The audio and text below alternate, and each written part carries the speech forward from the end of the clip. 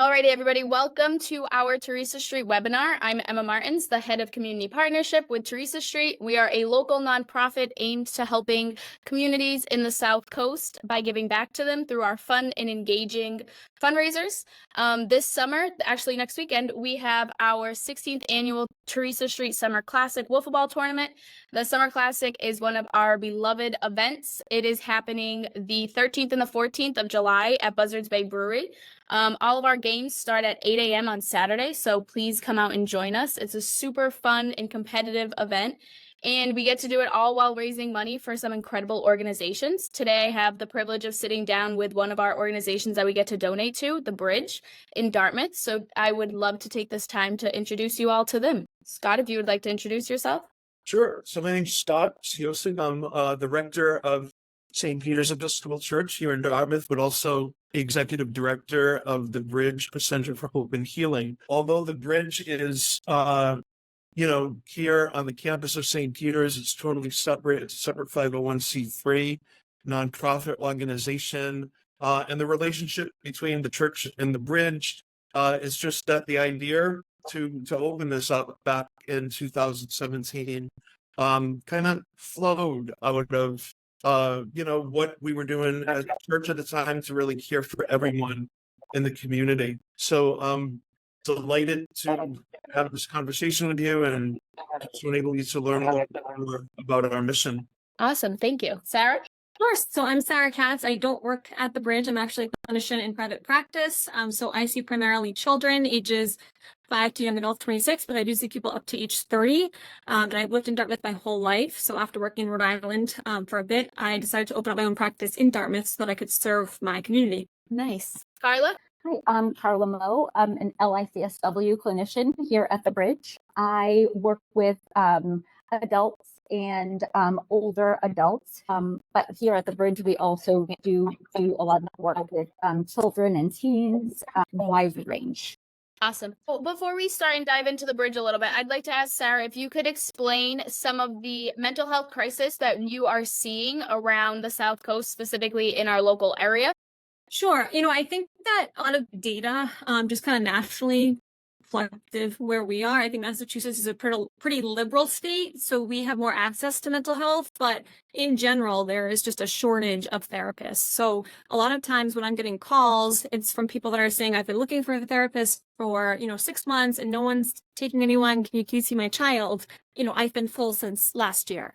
And so I have a wait list, but the wait list just becomes, so full that I can't see anyone else. And a lot of times we see is that people are reaching out for help when they really, really need it, when there's a crisis. And so then we're sending children to, the local crisis center, emergency rooms, and then they're full. And so I think one of the biggest issues that we see in mental health is people struggling to access care. But I actually pulled a few facts from the CDC and from NAMI, and they were saying that the average onset of symptoms to when people get treatment is actually 11 years. So I think, again, one of the biggest is just people not able to get into treatment and then symptoms progressively getting worse, combined with not having access to things like medications. Sometimes people do need medication and therapy is one piece, but then if you take it the other piece, they can be very. Yes, definitely. I totally can see that as well. Carla, are you seeing some of those same things as Sarah at the Bridge? Absolutely, yes. So like Sarah was saying, there's such a need.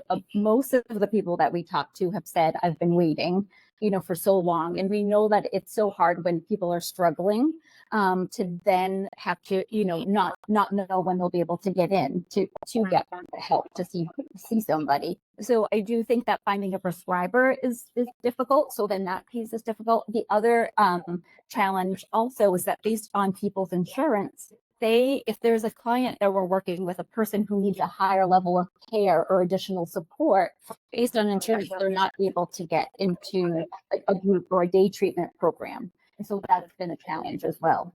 Yes, definitely. Scott, could you tell us a little bit about the Bridge program? Like, who do you service? What does a typical session kind of run? How long are your patients typically with you guys? Like, what does it look like? Yes, we have about 6 therapists on board, combination of LICSWs and LMHCs.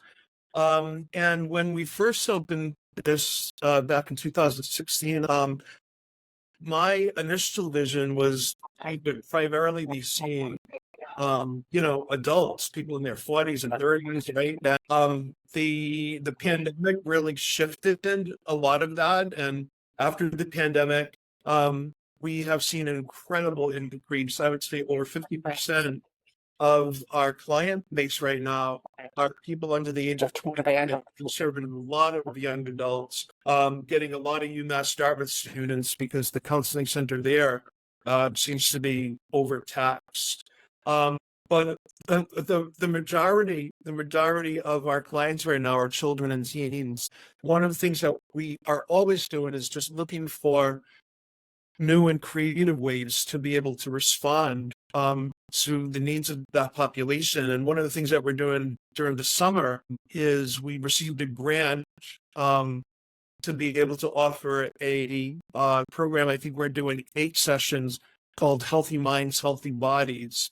And this is the second year that we're doing it. We actually did it last year, and we had about 20 kids register, which was a great opportunity, right? To be able to just bring them together, to use art therapy, and to be able to let them not only build relationships with each other, but really at the same time use art to address a lot of the mental health struggles that they're feeling. The greatest thing for me, and I'm sure Sarah and Carla will agree, about the group dynamic, and the group is being led by Heather Theresa, one of our therapists, is that they're not only getting the emotional support that they need by being together with other people in similar situations.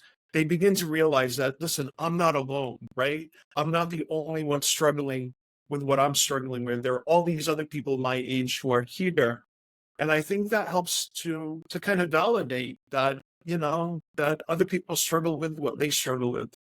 So we're trying our best. I mean, I can relate completely to what Sarah said about, that was one of the things that really inspired us to open the bridge, was just the shortage of mental health resources on the Southcoast. And we realized that one organization alone can't end that shortage of services, but we just kind of add to that ripple effect that is happening in the community right now with so many organizations caring for people. I was really, one of my great show and tell objects is we received this a couple of years ago, the Spirit of Compassion Award from the Endowment for the Advancement of Psychotherapy from Mass General Hospital, right? Because they heard about some of the work that we were doing to really care for young people in the community.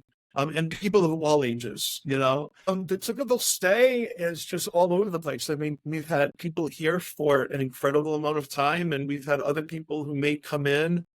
Carla, you would agree, right? Who may just 5 or 6 therapy sessions to work at a smaller issue that they may be experiencing, but other people really benefit from that continued relationship with a therapist. We just went through a year-long strategic planning process, and our current mission statement, I just want to share that with you, says the Bridge, a center for hope and healing, provides the community with a welcoming environment that promotes mental health and wellness. Our mission is to help people of all ages experience emotional, psychological well-being through access to individual counseling, support groups, and other programs.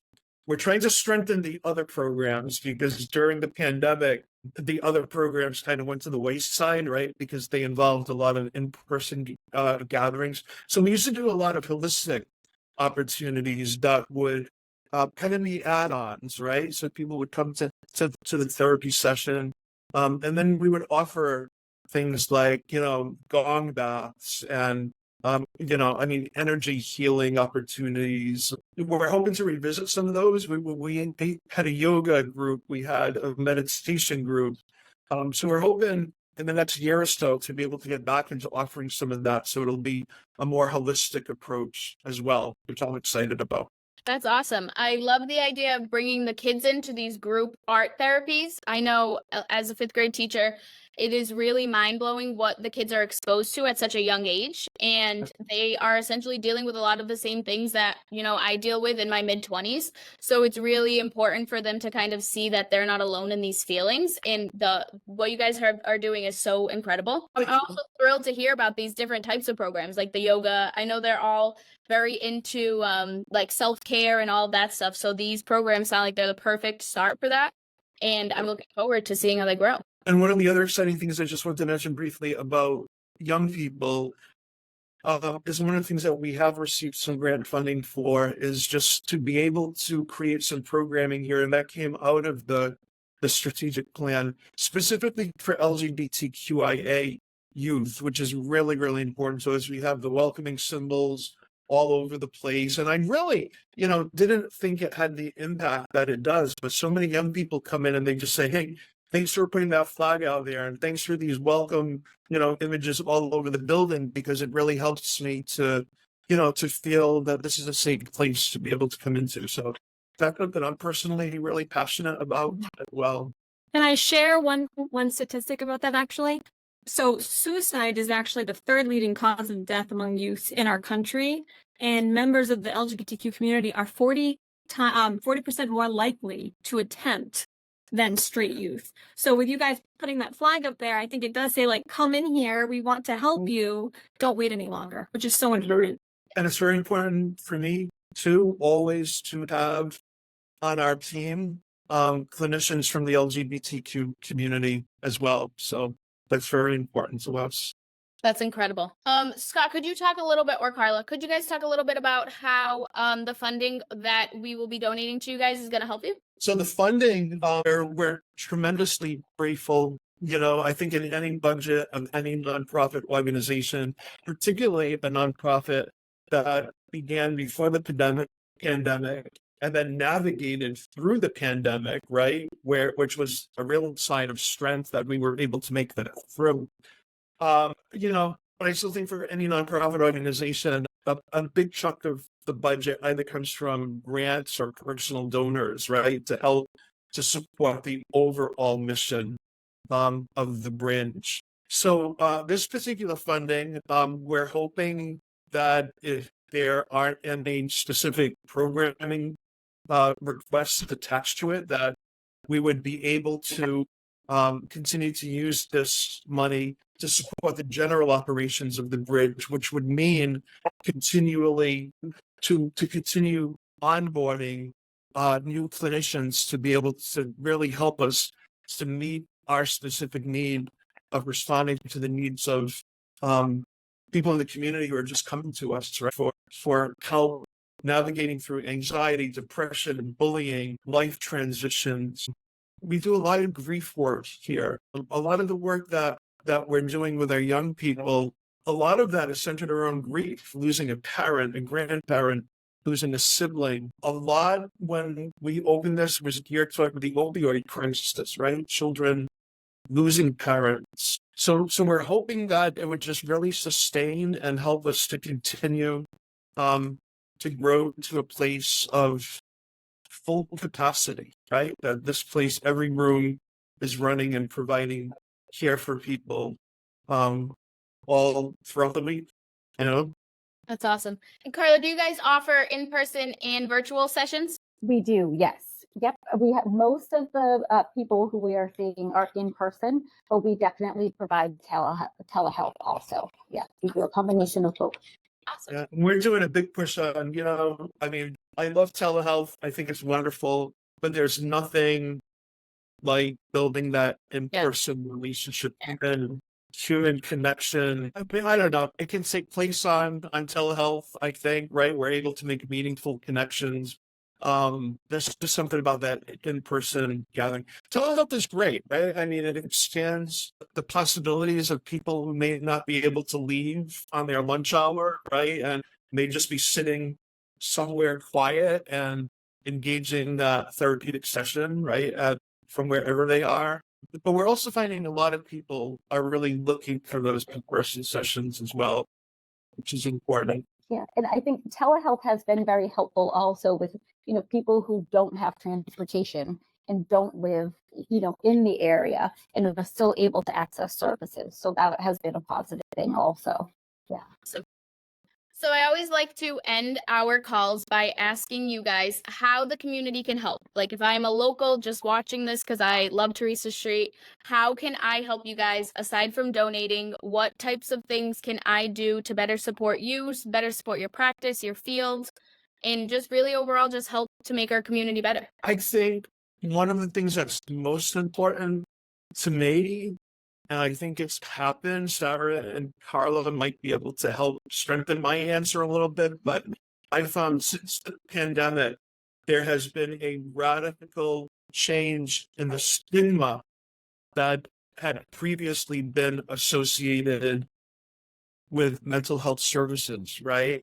I mean, I think people are much freer in terms of reaching out for services. I think the stigma is not what it used to be. So I think anything that you could all do to let people in the community know that the bridge is here as a resource to really help people is probably the most important thing that we can do, right? Just sharing that we are here. The initial dream that really helped us to open this door was just a group of people who had loving and caring hearts that said, we want to be here, this entire campus, as a place where people can come for whatever healing that they need to experience in their lives. And we all need that, right? In one way or another. So I think the most important thing we can do is just let other people know that we're here as a resource, ultimately to care for them and to help them to get to that place of hope and healing, whatever that is. And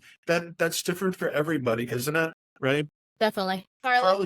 So, I mean, and I would say on top of what Scott has said is also, support, like, I think part of the issue is funding or not having the, other resources available. And so it's kind of like doing what you're already doing, that's like a wonderful thing, is like supporting in mental health services. Awesome. I would agree with Carla. I think, I could go on my soapbox for 2 hours about this today. I love this field, but I think that mental health, is kind of the base for so many other things. So if we can support people's mental health, I mean, we're helping with addiction, with attendance at school, with physical health problems. So I think donating to that cause, but also just normalizing it. So I usually say to people when they're like, I don't know if I want to go talk to someone, I'm like, listen, what's the worst thing that can happen if you look at someone and they give you their undivided attention for an hour and they can't tell anyone? And then that gets people in the office, and then usually they come back. And when you say, if you don't like me, you don't have to come back, they feel like they have control, and they should. It's their treatment.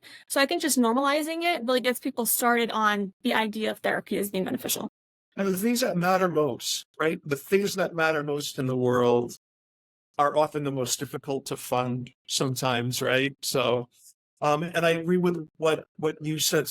Some of the people who have been really instrumental in helping us throughout the years have always made the comment that the work that has being done here is really helping to create a healthier Southcoast, a healthier Dartmouth, right? Because people will have the resources that they need to embrace whatever it is in their life to be able to, to be healthier, more productive, all of that. Definitely. Well, I cannot thank you all enough for first off coming and meeting with me, but second off for all the amazing work you guys are doing, especially with our youth. As somebody who, like I said, interacts with our youth on the daily, it is so needed and so much appreciated from all of us. So I thank you guys so much for your hard work in this very challenging field and this challenging time in the world, honestly. Everybody that's watching, I look forward to seeing you out there at Buzzards Bay Brewery this weekend, July 13th and 14th. And if you cannot make it, please visit us at theresastreet.org and feel free to donate so you can also help fund and support the bridge. And if you're looking to get in contact with the bridge, you can find them at thebridgedartmouth.org. Is that accurate, Scott? Yep, thebridgedartmouth.org. Our phone number is 508-997-0903. Awesome. Thank you all, everybody.